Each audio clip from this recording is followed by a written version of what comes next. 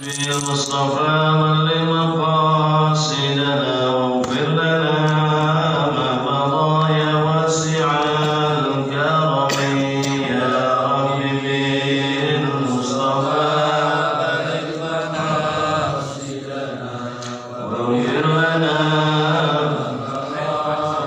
واسع الكرم يا أكرم الخلق ما لمن ألوذ به سواك عند حلول الحادث العمم يا ربي المصطفى بلغ مقاصدنا واغفر لنا ما مضى يا واسع الكرم ولا يضيق رسول الله جاهك بذي الكريم تجلى باسم منتقم يا رب بالمصطفى بلغ مقاصدنا واغفر لنا ما مضى يا واسع الكرم هو الحبيب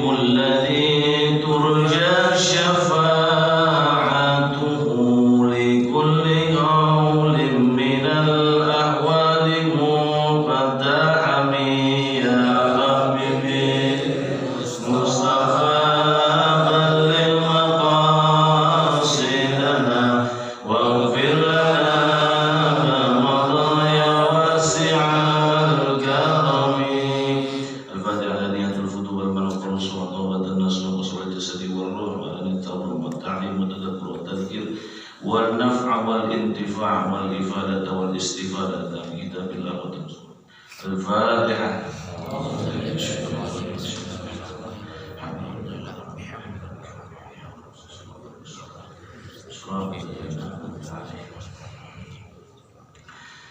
قال المؤلف رحمه الله تعالى وآل من نفع به وبعلومه في الدارين آمين. Bab syuruti wujubis shalah, bab menerangkan tentang syarat wajibnya salat. Makna syuruti wujubis shalah yang dimaksud atau dituju dengan syarat wajib salat adalah hiya allati idza ijtama'at fi insanin, jikalau telah terkumpul pada seseorang wajibatis shalat alaihi, maka wajib melaksanakan salat terhadap orang tersebut.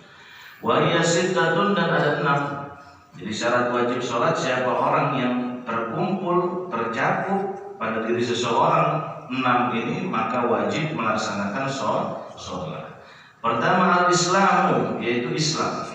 Fala tajibu al kafir, maka tidak wajib atas seorang kafir al-asli, kafir asli, wala qada'a alaihi ila aslam, dan begitu juga tidak ada kewajiban qada atasnya idza aslama, jikalau dia telah masuk Islam.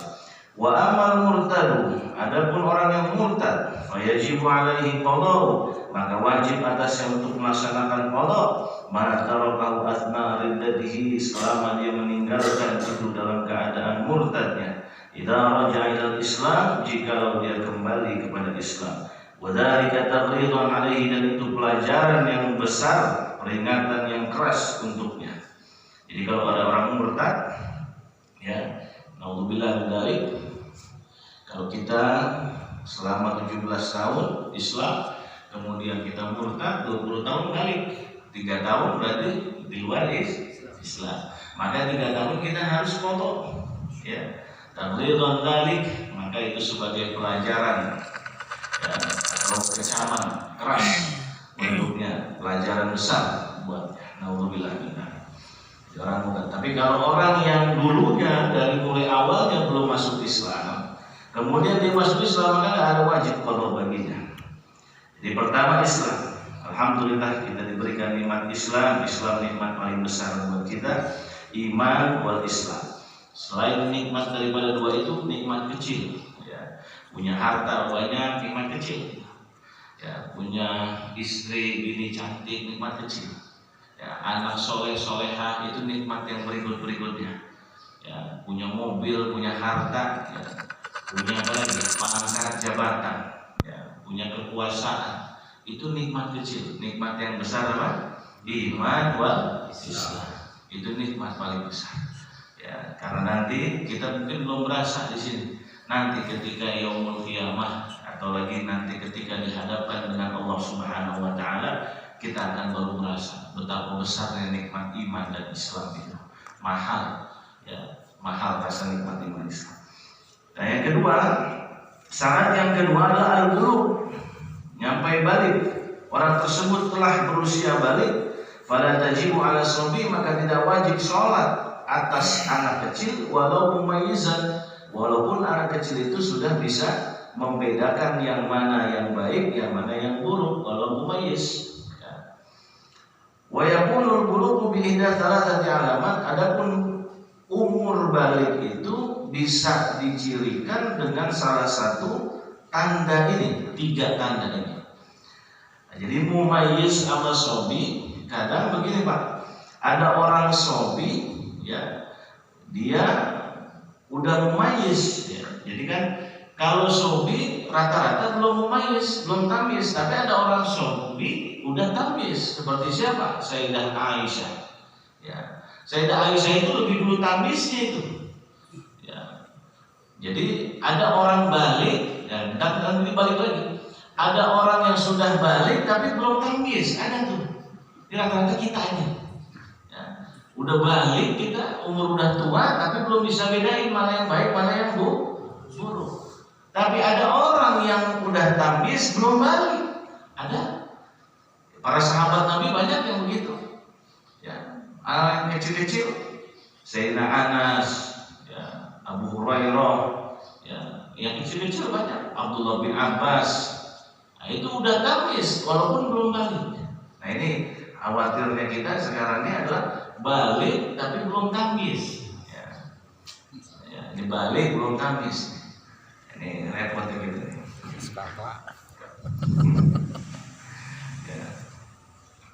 Beda tadi alamat, yaitu kalau umur balik dengan salah satu 3 tanda ini Pak. Yang pertama al-bulughu khamsa asyarata sanah fi dzakari wal untha, yaitu adalah dengan sampainya umur 15 tahun baik pada lelaki maupun perempuan. Wa tabda'u min infisali badan min ar-rahim, yaitu dimulai dari ketika dia dilahirkan ila mururi khamsata asyara sanah, yaitu tepatnya adalah 15 tahun secara hijriah. Ya, beda hijriah sama Masehi. Apa bedanya? Kalau 1 tahun Masehi berapa kali? 360 berapa? 65, 64. 65. Ya, kalau lagi tahun nggak bisa 64. Ya 28 soalnya ya. 28. Kalau hijriah 300 berapa hari? Ada yang tahu? 300 berapa? 356 ya? 326. Ya, 326. Ya. 326. Yaitu 326 yaitu hijriah. Jadi ya memang orang lebih tua hijriahnya nanti. Ada orang umur 50 tahun tapi hijriahnya 51 bisa itu. Jadi setiap kali kelipatan 30, ya ini saya ingat banget dulu pelajaran waktu itu Mbah Maimun lagi ngajar tafsir. Jadi orang kalau kelipatan 30 berarti umurnya secara hijriah 31. Ya. Kalau 30 berarti kelipatan dia 31. Ya.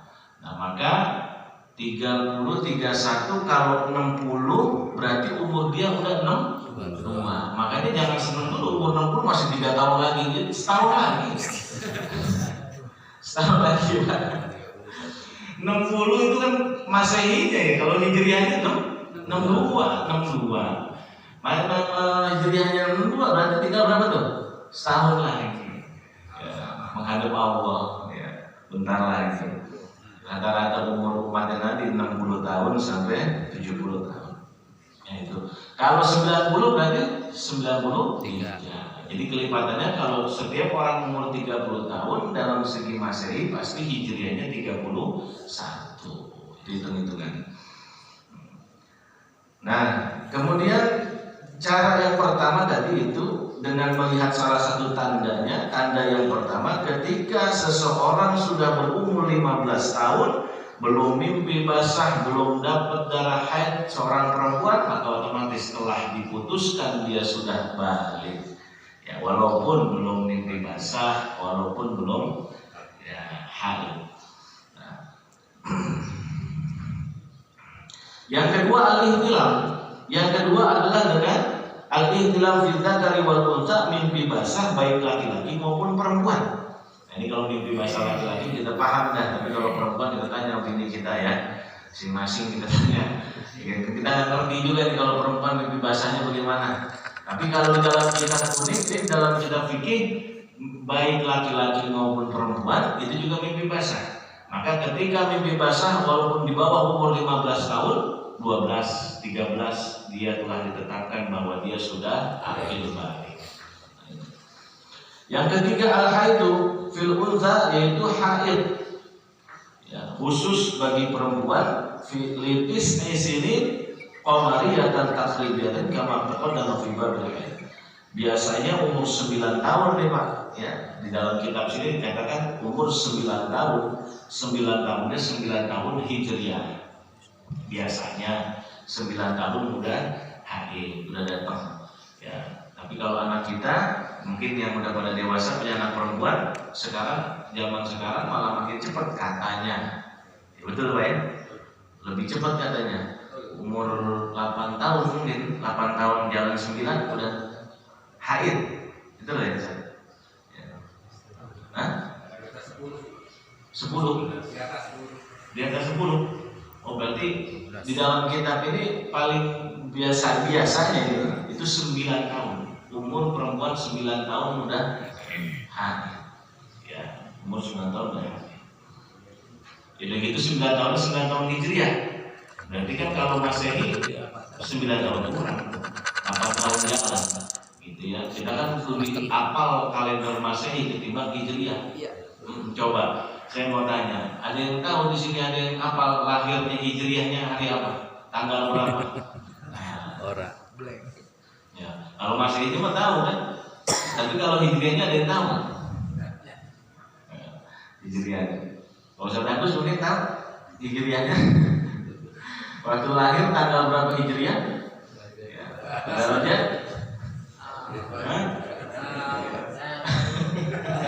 Jangan ada hijriahnya, akte kelahiran yang nggak punya.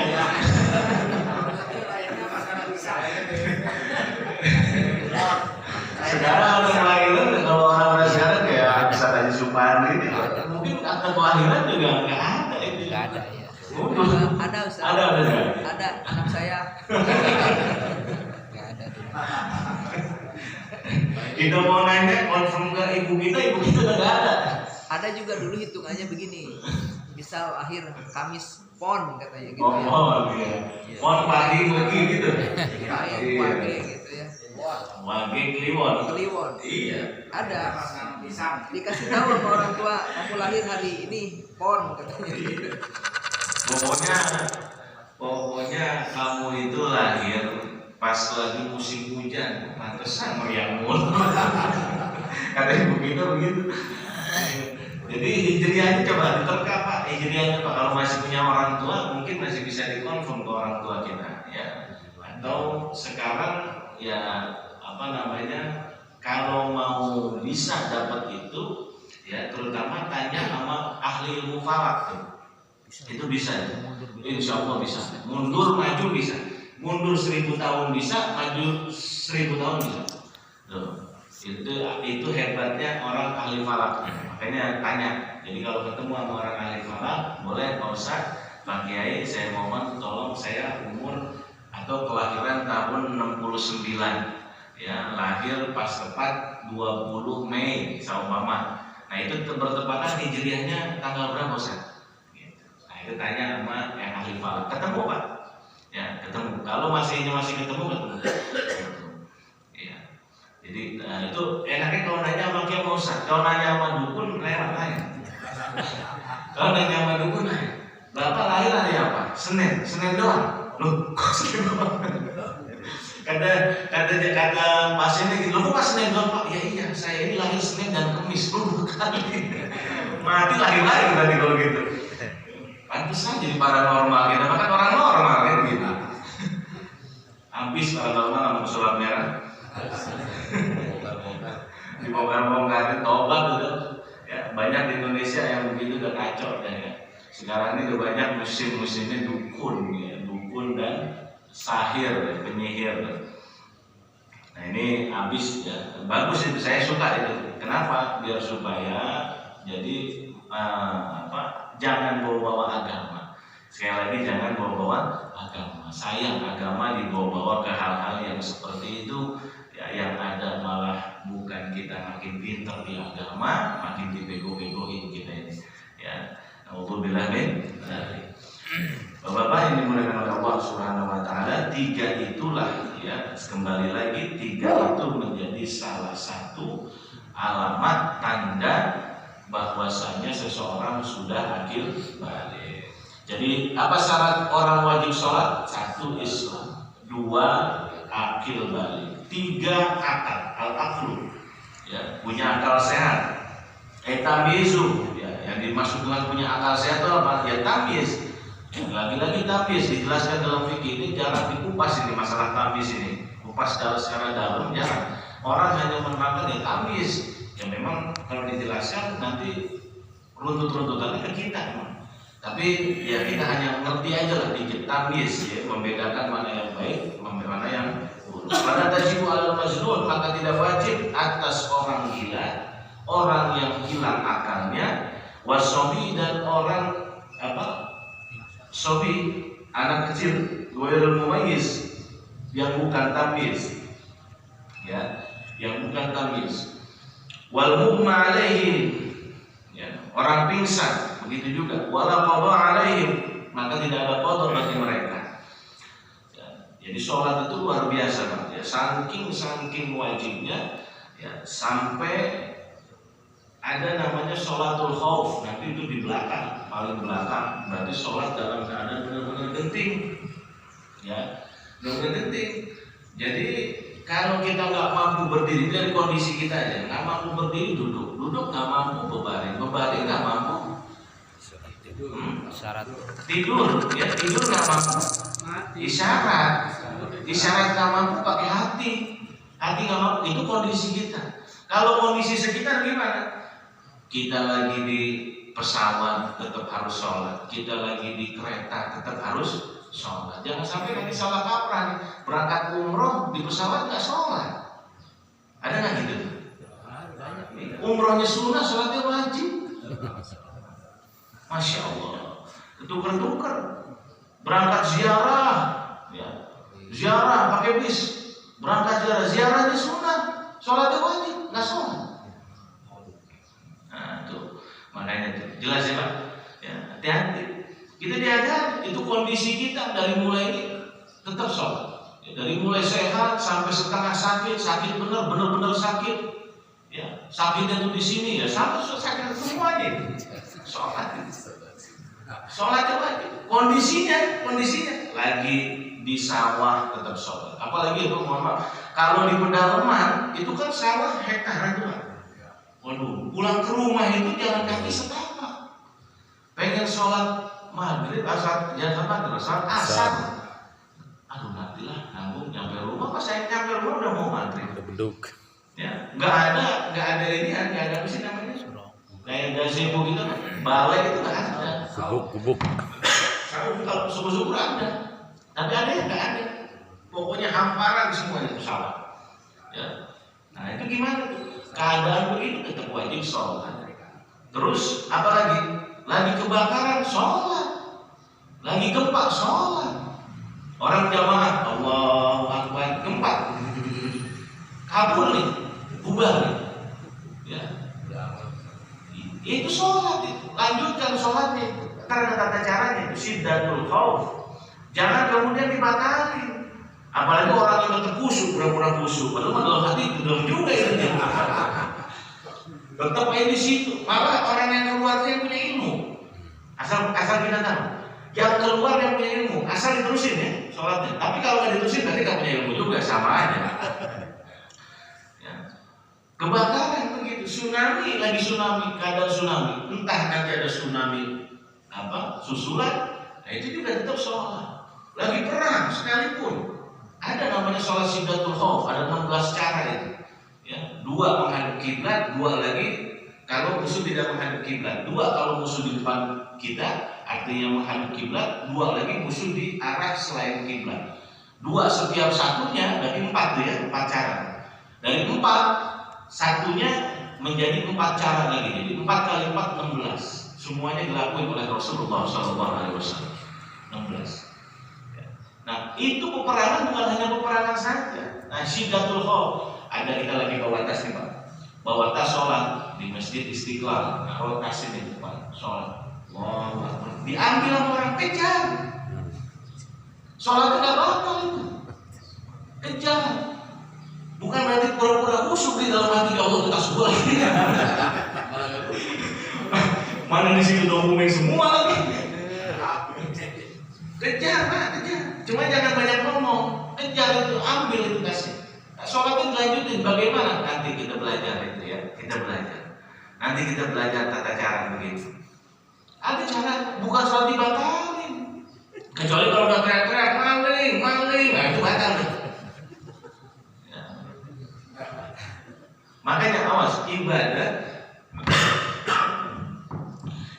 harus dengan ilmu. Kalau ibadah tanpa ilmu jadi maksiat. Naudzubillah, hati-hati Pak. Ibadah harus dengan ilmu. Ibadah tanpa ilmu ujungnya jadi maksiat. Ternilainya di sisi Allah jadi maksiat. Makanya begitu itu kita jangan sampai nyangka orang kok sholat malah dikejar. Nah itu kan karena kita nggak paham. Mungkin dia paham cara menyelesaikan sholatnya, walaupun ngejar dia nggak ngomong, tapi dikejar terus tuh maling. Sampai mana tempat udah dikejar maling itu. Ya. Begitu juga lagi gempa, begitu lagi kebakaran. Kalau masjid ini amr bin asnaulillah, tiba-tiba kebakaran, imam lagi sholat, nah ini jamaah ngelihat kebakaran, kira-kira dia apa bubar? Bubar. Cuman permasalahannya bubar, kita bubar ngomong. Tadi saya ngelihat, waktu pelan-pelan ada listrik di percikan itu Pak, ya batal udah. Iya. Nah itu makanya ya, nanti kita belajar. Al-aqlu kembali lagi 3 syarat. Yang ketiga adalah punya akal yang sehat. Maka penting Pak, akal sehat itu dijaga. Kita punya akal sehat ya. Karena ketika seseorang sudah tidak memiliki akal sehat, otomatis dia tidak wajib sholat dan sangat-sangat rugi, sangat-sangat sangat-sangat bahaya. Orang kalau mabuk punya akal sehat? Enggak, punya akal sehat orang mabuk. Kalau orang judi sehat benar akalnya itu. Orang judi apalagi judi online, sehat nggak tuh akalnya? Sehat. Kalau orang mabuk enggak, makanya bininya nggak pernah cantik orang mabuk. Jelek pasti itu orang mabuk. Iya, berbeda sama pejudi. Kalau pejudi bininya cantik itu pejudi. Ya iya, orang mabuk orang lagi mabuk jadi bini. Dulu tuh milih jadi istri akhirnya. Ya, karena lagi mabuk, kelihatannya cantik, ini nggak tahu pas lagi udah sadar waduh begini. Makanya pemabuk itu ganti istrinya yang cantik ada. Ya, naudzubillah. Nah itu karena apa? Akal sehat hilang. Kalau akal sehat sudah hilang, maka memahami agama pasti akan tidak bisa. Maka kemudian kalau akal sehat hilang, hati-hati. Kalau akal sehat kita hilang, sekarang nih banyak ya, baik dari obat, baik dari minuman, ya, terus kemudian apa lagi? Suntik, makanan, waduh banyak banget ini. Ya, ini rintangan atau tantangan buat anak-anak kita, generasi kita, ya, jaga keluarga kita Pak. Ya dari hal-hal yang seperti itu hati-hati. Gitu ya, jangan sampai kitanya rajin ke masjid, kitanya rajin ngaji, keluarga kita berantakan. Nah, jadi bagi-bagi tugas ya, boleh rajin ke masjid, boleh rajin ngaji, tapi ingat sama anak istri. Ya tetap kita jaga, kita kontrol, arahin. Walaupun memang begitu-gitu aja, sabar. Ya. Namanya para anbiya itu kalau lagi sama istri itu luar biasa sabarnya para nabi itu ya. Jadi kata-kata dalam kata kita para aulia itu hilyatul aulia, dikatakan dalam kitab hilyatul aulia, sesungguhnya orang yang mendapat derajat paling tinggi di sisi Allah adalah sabar atas omongan istri. Ya, sabar atas omongan istri. Ya. Jadi kalau para kiai, para ulama itu, para ustadz itu jangan salah, istrinya luar biasa itu. Lebih-lebih Pak. Lebih-lebih cuma bisa nyikapin aja kan gitu. Betul Pak? Iya. Jangan datang ke rumah Ustaz cerita tentang istri. Ustaz mau cerita, mau curhat Ustaz, istri saya begini. Padahal dalam hati kita sama aja Pak.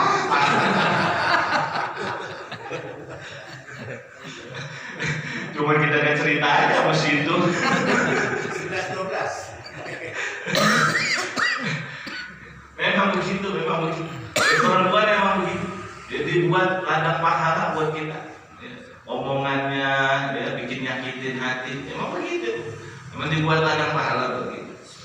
Sebenarnya kalau mau ketawa-tawa kan kita gitu. Tapi kan kita karena dengerin, ya, jadi pendengar yang baik itu bagus. Ya. Jadi akhirnya kita mendengarkan. Ya, dari jamaah ada yang curhat tentang istri, kita mendengarkan. Tapi kan kita dalam hati ya sama aja Pak sebenarnya. Satu nasib. Yang keempat, at-thaharatu 'anil haid wan nifas. Yang keempat adalah bersih suci dari haid dan nifas. Maka nggak wajib kalau ada orang haid dan nifas yaitu melaksanakan sholat. Baik nanti juga nggak wajib secara melaksanakannya maupun mengulangnya Pak. Ya. Kama qala Syafi'i Jubat fardun 'ala mukallafin qad aslama wa lam mahidin wa nifasin salimah. Yang kelima, bulughud da'wah, yaitu sampai ajakan, yaitu atau sampai pelajaran tentang sholat. Fa idza lam tablughu da'wah fala yajibu 'alaihi al-qada' inda qawli. Kalau belum sampai itu, maka tidak wajib bagi dia untuk mengqadha walaupun dia udah Islam. Ya, banyak di penjuru dunia itu ada beberapa yang belum sampai bahwa sholat itu wajib, dia tahu Islam aja. Ya, botolnya muslimah, tapi sholat belum tahu wajib. Dan sholat 5 waktu. Kita mungkin heran-heran, di sini heran-heran. Habib Umar bin Hafid pernah katakan itu. Jadi di daerah mana itu belum sampai. Jadi kalau dalam fikih begini dikatakan seperti ini benar adanya. Jadi belum sampai. Muslim, tapi nggak sholat enggak, belum sampai. Internet canggih, nggak megang HP, ya. Nggak megang HP. Informasi sekarang canggih nggak megang. Orang-orang benar-benar pedalaman. Kalau di kita ini sedalam-dalam Indonesia, insya Allah. Ya. Tapi kalau di luar biasa.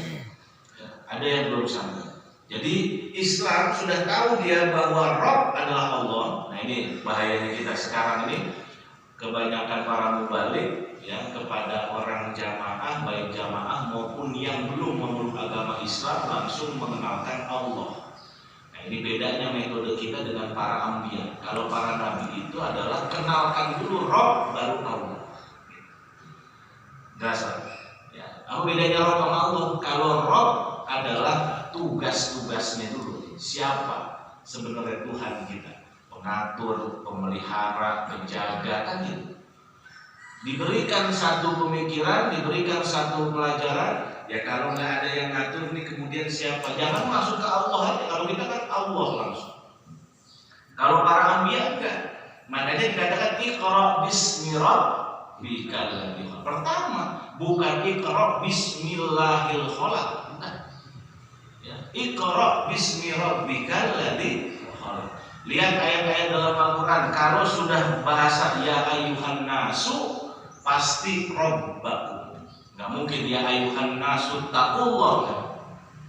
Ya dalam Al-Quran itu tafsir. Ya. Kenapa setiap wahai orang-orang, wahai para manusia, Allah gak nyebutin Allah, tapi ya ayyuhan nasu taqu rabbakumul ladzi khalaqakum wal ladzina min qablikum la'allakum tattaqun. Alladzi ja'alakumul arda firasya was sama terus. Nah itu Rabb ya. Kemudian Banyak lagi ya ayyuhan nasu taqu rabbakumul ladzi khalaqakum min nafsin wahidah. Nisa an-Nisa. Jadi kalau udah an-nas itu Rob. Kenapa? Manusia itu butuh penjelasan dulu, Pak. Sebelum memeluk dan memahami bahwa Tuhan itu adalah Esa dan yang Esa itu adalah Allah, itu lain benar. Kita membawa orang kepada yang Esa, setelah Esa baru yang Esa itulah baru Allah, itu dua hal yang berbeda. Nah, kalau para anbiya dulu gitu dakwahnya, kenalkan dulu Tuhan itu siapa. Jangan langsung Tuhan kita adalah Allah, selain Allah berarti kita musyrik. Wah, itu nggak ngerti metode dakwah, ngajak orang masuk mendapatkan hidayah. Imam Abu Hanifah, ya, orang yang paling cerdas, ya, orang paling cerdas itu. Beliau sampai dalam mazhabnya banyak menggunakan logika, lebih banyak kepada logika ketimbang daripada nas. Ya. Pakai logika beliau, luar biasa.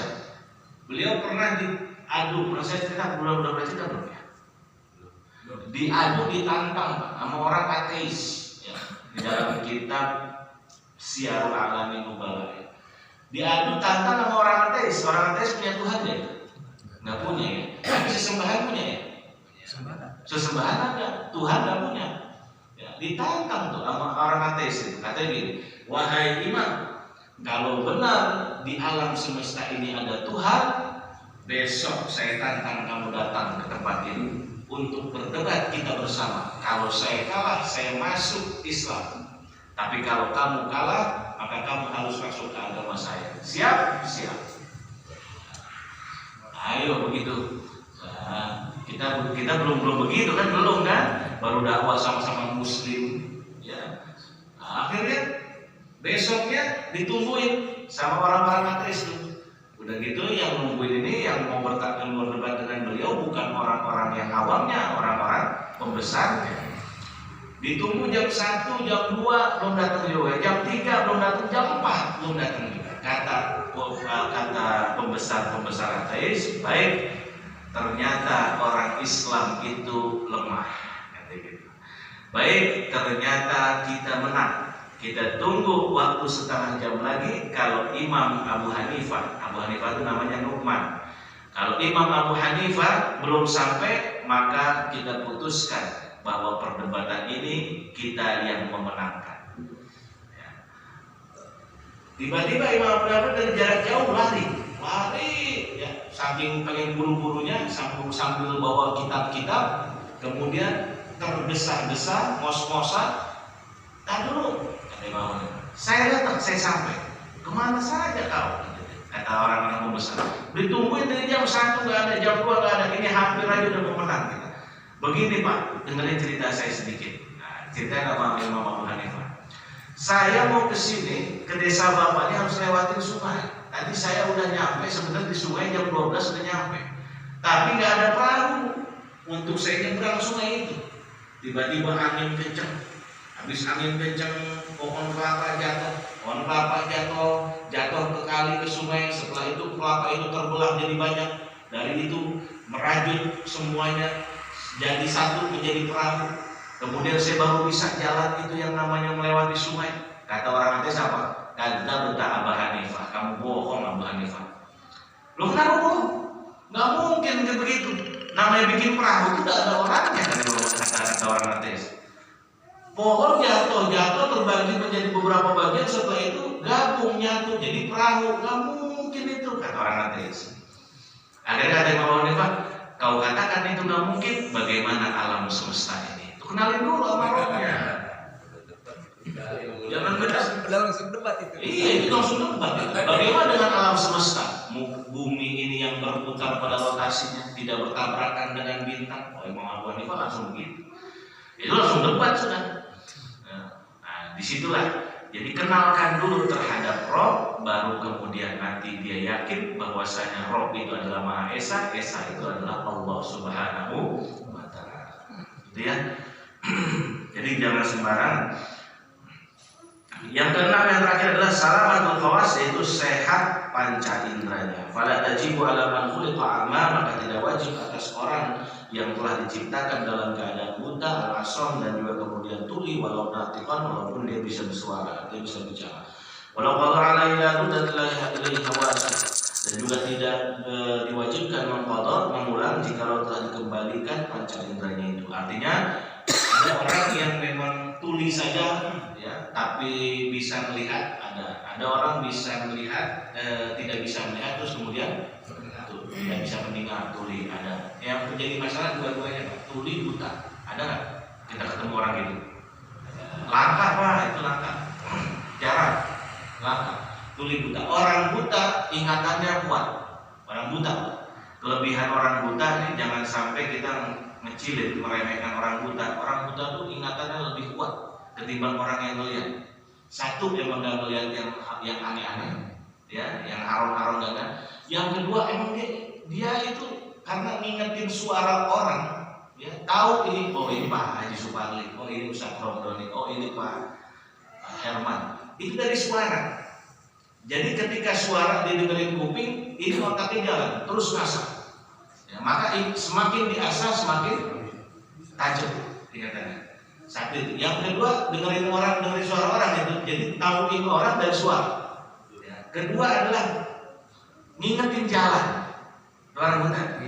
Jadi harus daya ingatnya. Jadi yang diandalkan namanya daya ingat. Makanya daya ingatnya ya lebih kuat ketimbang orang yang melihat.